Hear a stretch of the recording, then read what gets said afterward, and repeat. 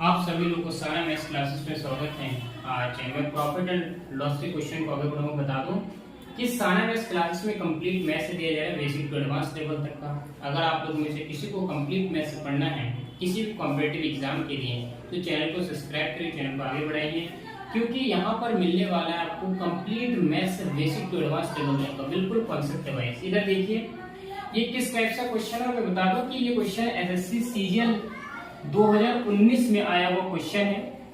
Shift first, shift second, shift second shift में आया हुआ क्वेश्चन है एसएससी सीजीएल के 2019 के एग्जाम में। इधर देखिए किस टाइप से क्वेश्चन है। बोले कि दो वस्तु में से प्रत्येक को 975 रुपए के मूल्य पर बेचा जाता है। दो वस्तु में से प्रत्येक को यानी कि हर एक वस्तु को 975 रुपए में मूल्य में बेचा जाता है। उनमें से एक वस्तु पर विक्रेता को 30% का लाभ होता है और दूसरे वस्तु पर 25% की हानि होती है। विक्रेता को कुल मिलाकर कितने प्रतिशत का लाभ अथवा हानि हुई है? ऑप्शन दे रखा है हमारे सामने। फर्स्ट ऑप्शन था 4.9% हानि, दूसरा था 5.3% लाभ और तीसरा था 4.9% लाभ और चौथा था 4.1% हानि। इधर देखिए सबसे पहले क्वेश्चन को वन बाय वन देखते हैं, समझते हैं, उसके बाद सॉल्व करते हैं। बोले कि दो वस्तु में से प्रत्येक को 975 रुपए के मूल्य पर बेचा जाता है। अगर मैं कहूं कि दो वस्तु को प्रत्येक को अगर 975 रुपए मूल्य में बेचा जाता है तो दोनों वस्तु को भी कितने रुपए में बेचा, तो उसकी जो सेलिंग प्राइस है एसपी, सेलिंग प्राइस है कितना है 975 रुपए का एक वस्तु है। तो दो वस्तु का कितना, तो 2 से हम इसको मल्टीप्लाई कर देते हैं। तो 5 दूनी 10, 10 का शून्य 80 लगी 1, 7 में 14, 15, 15 का 5 80 लगी 1, 9 में 18, 19।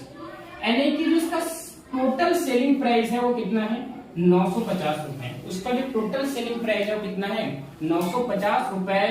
दो वस्तु को उन्होंने बेचा है कितने में 1950 रुपए में। उन्होंने क्या करा 1950 रुपए में, 1950 रुपए में उन दोनों वस्तु को उन्होंने क्या कर दिया, बेच दिया। 5 में 10, 10 का शून्य 80 लगे 1, 7 में 14, 15 80 लगे 1 और 9 में 18, 19। यानी कि 1950 रुपए में उन्होंने क्या कर दिया, दोनों वस्तु को बेच दिया। यानी कि जो टोटल सेलिंग प्राइस है दो वस्तु का, वो टोटल सेलिंग प्राइस कितना है 1950 रुपए इसकी टोटल सेलिंग प्राइस है। आगे बढ़ते हैं। अब क्या बोला है, इनमें से एक वस्तु पर विक्रेता को, अब जो विक्रेता था जो बेचने वाला था उसने क्या किया, उनमें से एक वस्तु विक्रेता को 30% का हानि लाभ हुआ।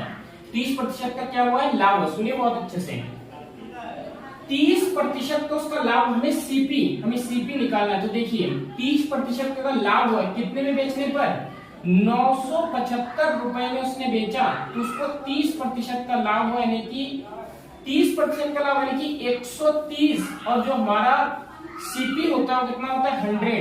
तो 130 का वैल्यू दे रखा है कितना 950, तो 130 से हमने 950 को डिवाइड कर दिया। और जो हमारा सीपी है, सीपी कितना होता है, कोई भी चीज कितना परसेंट होता है 100% होता है।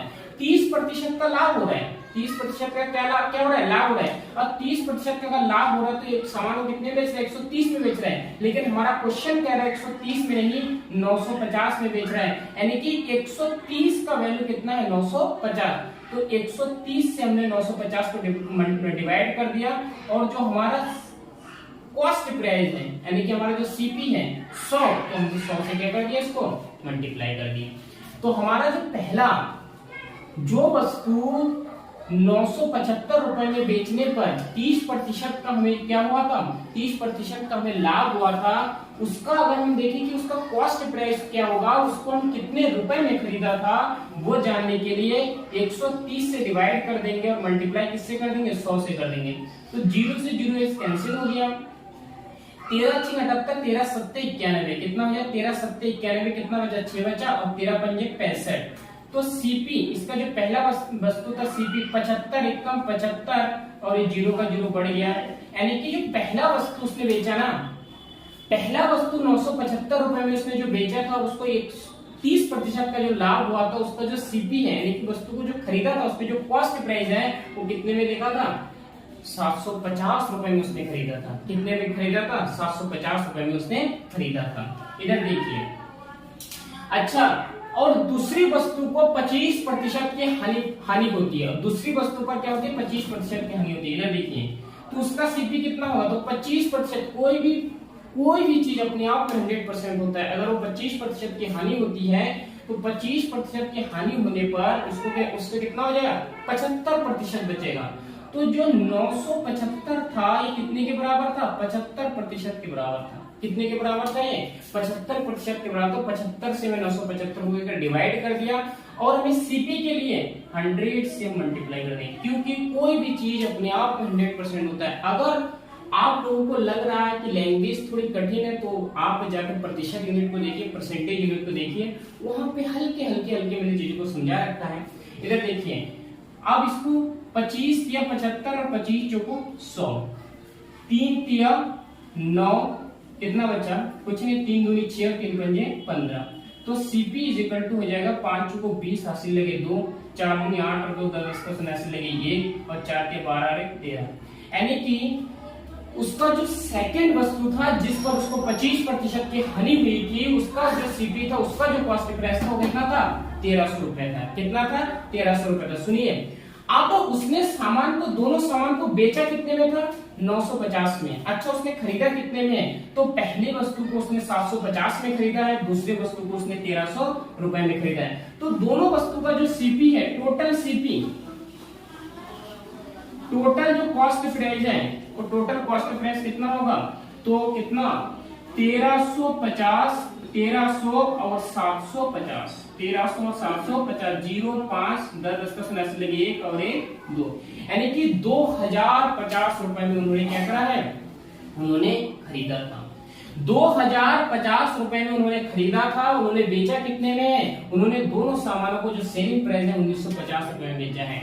अच्छा, एक बात बताइए, अगर उन्होंने खरीदा 2050 रुपए में और उन्होंने बेचा कितने? 1950 रुपए में उन्होंने बेचा, तो उनको क्या हुआ? लाभ हुआ कि हानि हुआ? तो आपका सीधा सीधा आंसर आएगा कि उन्होंने खरीदा ज्यादा मूल्य में और बेचा कम मूल्य में, तो उनको सीधा सीधा हानि हुई है। क्या हुई है? सीधा सीधा उनको हानि हुई है, यानी कि लॉस हुआ है। तो जो भी लाभ वाले ऑप्शन है तो उसको हटा दीजिए, लाभ वाला ही हटा दीजिए, ये लाभ वाला हटा दीजिए। अब हमारे पास दो ऑप्शन बचता है, 4.9% हानि और एक बचता है 4.1% हानि। अब दोनों इधर देखिए, जो लॉस हुआ है, लॉस के लिए फॉर्मूला क्या था? लॉस के लिए फॉर्मूला था डिफरेंस सेलिंग प्राइस और कॉस्ट प्राइस, इन दोनों का डिफरेंस कितना है? तो 1950 और वो है 2050। तो 2050 में से 1950 को घटाओगे तो आपका बचेगा 100। कितना बचेगा? 100। अच्छा, लॉस हुआ है ना, तो एक बात ध्यान रखना, लॉस मतलब मैंने ऐसे याद कर रखा है, लॉस मतलब होता है कम, और कम के लिए अपॉन में अधिक वाला वैल्यू लिखते हैं। इन दोनों में से अधिक वाला वैल्यू कौन सा है? तो आप बोलोगे कि 2050 इन दोनों में से अधिक वाला वैल्यू। और प्रतिशत के लिए आप क्या करिए? 100 से इसको मल्टीप्लाई कर डालिए। प्रतिशत के लिए क्या करिए? आप 100 से इनको मल्टीप्लाई कर डालिए। इधर देखिए, 0 से 0 कैंसिल हुआ, 0 से 0 कैंसिल हुआ, 5 दूनी 10, 5 चौको 20 और 5 एकम 5। इधर कितना हो गया? ये 200 बट्टे कितना हो गया? 41। 200 बट्टे 41। इधर देखिए, अभी कितने बार जाएगा? 4 चौको 16, 4 पंजे 20, तो 5 बार तो ज्यादा हो जाएगा, तो 4 बार तो चला जाएगा। अच्छा, 4 बार जाएगा तो कितना हो जाएगा? तो 4 बार जाएगा तो 4 एकम 4, 4 चौको 16, यानी कि 164। अगर 200 में से 164 घटेगा, 200 में से 164 अगर कम हो जाएगा तो कितना बचेगा? 6। इधर कितना बचा? 9, 9 में से 6 गया, 9 में से 6 गया 3, 36 बचेगा। कितना बचेगा? 36। इधर देखिए, अब हमने कितने 4 बार ये ले लिया, हमारा कितना बचा? 36 बचा। 36 बचा, हमने एक पॉइंट लगाया तो यहाँ पे 0 कर दिया। पॉइंट लगाया तो हमने क्या कर दिया? 0। हमें कितने से मल्टीप्लाई करना है? हमें करना है 41 से। हमें कितने से मल्टीप्लाई करना है? हमें करना है 41 से। इधर देखिए, तो 4 चौको 16, 4 पंजे 20, 4 चौको 24, 4 सत्ता 28, 4 आठे 32, 4 निमा 36, 4 निमा 36। तो लगभग 9 बार जा रहा है। ये लगभग कितने बार जा रहा है? लगभग 9 बार जा रहा है। लेकिन हमारे पास दो ही ऑप्शन है, 9 बार जा रहा है क्या? 9 बार हम अगर लेके जाए तो ज्यादा हो रहा है। देखिए, 41 × 9 से मल्टीप्लाई करते हैं तो 9 कम 9, 9 चौको 36, कितना? 369 होता है, लेकिन हमारे पास है कितना 360, लेकिन लगभग में वैल्यू आएगा क्योंकि यहाँ पे 4.1 है, यहाँ पे कितना है 4.1 है और यहाँ पे ये लगभग 9 में जा रहा है, तो यानी कि 4.9 इसका लगभग वैल्यू कितना हो जाएगा 4.9 इसका किसका हो जाएगा लगभग वैल्यू हो जाएगा,